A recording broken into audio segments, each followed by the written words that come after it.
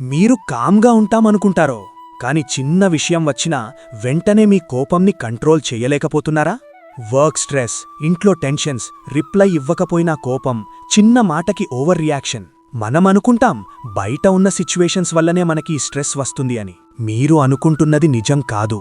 మన రియాక్షనే మన biggest problem. రోజు రోజుకి ఈ కోపం వల్ల మన రిలేషన్షిప్స్, హెల్త్ రెండూ పాడైపోతున్నాయి. తర్వాత రిగ్రెట్ అయినా డ్యామేజ్ అయిపోయే ఉంటది. అందుకే మన ఋషులు ఒక మాట చెప్పారు, స్థితప్రజ్ఞ.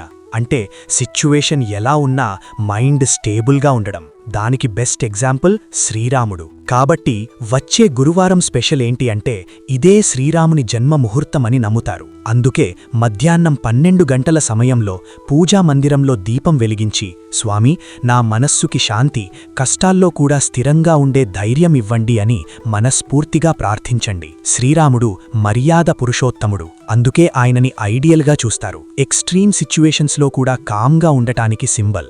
ఆ టైంలో ధ్యానం చేస్తే మీ బ్రెయిన్లో ఉండే యాజిటేషన్ తగ్గిపోయి కొత్త క్లారిటీ వస్తుంది. మీ కోపం మీద కంట్రోల్ కావాలి అనిపిస్తే లైక్ చేయండి. ఈ శాంతి అవసరమున్న వాళ్ళకి షేర్ చేయండి. కమెంట్లో జై శ్రీరామ్ అని ఖచ్చితంగా టైప్ చేయండి. Know the why before you worship. మంచి కథలు మరియు దేవుడి విషయాలు వింటుండాలంటే ఈ ఛానల్ని సబ్స్క్రైబ్ చేయండి.